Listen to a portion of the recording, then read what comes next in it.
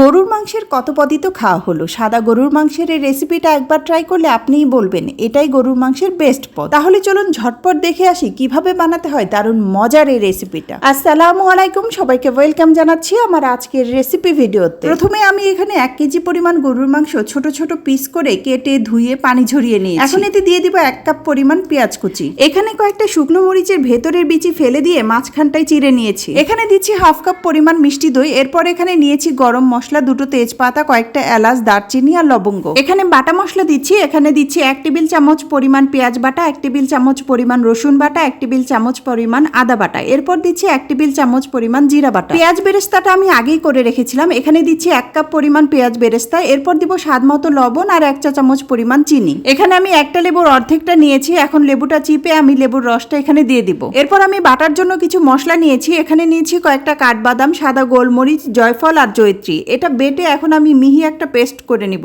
এই যে আমার পেস্টটা কিন্তু একদম রেডি। এখন দিয়ে দিব মাংসে। এরপর আমি এতে দিব 1 কাপ পরিমাণ গুঁড়ো দুধ। গুঁড়ো দুধ দিয়ে এখন সবকিছু হাত দিয়ে খুব ভালোভাবে মাখিয়ে নেবার পালা। খুব ভালোভাবে মাখিয়ে আমি এখন এটা ঘন্টা খানেকের জন্য রেস্টে রেখে দিব। আপনি চাইলে এটা ওভারনাইট নর্মাল ফ্রিজে রেখে দিয়ে পরের দিন রান্না করতে পারেন। এতে করে মাংসের টেস্টটা আরো বেশি ভালো আসবে। এই রেসিপিটা আমি প্রথম খেয়েছিলাম এক বিয়ে বাড়িতে। অসম্ভব মজার, মুখে লেগে থাকার মতো স্বাদ। যে রান্না করেছিল তার কাছ থেকে কায়দা করে রেসিপিটা জেনে নিয়েছিলাম। আসলে মজার খাবারের প্রতি লোভ থাকাটা খুব স্বাভাবিক। আর এই গরুর মাংসের স্বাদটা এত মজার ছিল যে রেসিপিটা আমার চাই এমন একটা ব্যাপার ছিল। যাই হোক, এখানে কড়াইতে আমি রান্নার রেগুলার তেল 1/2 কাপ পরিমাণ দিয়ে দিয়েছি। এরপর আমি ঘন্টা খানেক আগে ম্যারিনেট করা মাংসটা এতে দিয়ে দিব। এখন এই তেলের মাঝে মাংসটা খুব ভালোভাবে নেড়েচেড়ে নিব। এই মাংস রান্নায় আমি 1 ফোঁটা পানিও ইউজ করব না। পুরো মাংস রান্নাটা আমি ধিমি আঁচে খুব অল্প তাপমাত্রায় রান্না করব। বারবারই আমি মাংসটা নেড়েচেড়ে ঢেকে দিচ্ছিলাম। খুব খেয়াল করতে হবে মাংসের নিচে যেন পোড়া লেগে না যায়। আসলে পোড়া স্মেল যে কোনো খাবারেরই স্বাদ আর গন্ধ দুটোই নষ্ট করে দেয়। মাংসটা খুব সময় নিয়ে খুব ভালোভাবে কষাতে হবে। আসলে গরুর মাংস যত কষানো যায় তত এর স্বাদ দ্বিগুণ হয়ে যায়। মাংসের মশলা থেকে যখন তেল ছেড়ে আসবে তখন এতে দিয়ে দিব 1 কাপ পরিমাণ ঘন দুধ। দুধটা দিয়ে আবারও খুব ভালোভাবে নেড়ে চেড়ে নিব। এরই মধ্যে আমি আরো কিছুটা সময় ঢেকে রান্না করে নিয়েছি। মাঝখানে আমি একটু চেক করেও নিয়েছিলাম। আমার মাংসটা কিন্তু একদম সিদ্ধ হয়ে গেছে। দেখুন কালারটা কত সুন্দর এসেছে। আমি এখন এতে দিয়ে দিব কয়েকটা কাঁচামরিচ। এটা দেখতে যতটা লোভনীয় লাগছে, এটা খেতে তার চেয়েও বেশি সুস্বাদু ছিল। আমি বিয়ে বাড়িতে এই মাংসটা খেয়েছিলাম সাদা পোলাওয়ের সাথে। সাদা পোলাওয়ের সাথে এই মাংসটা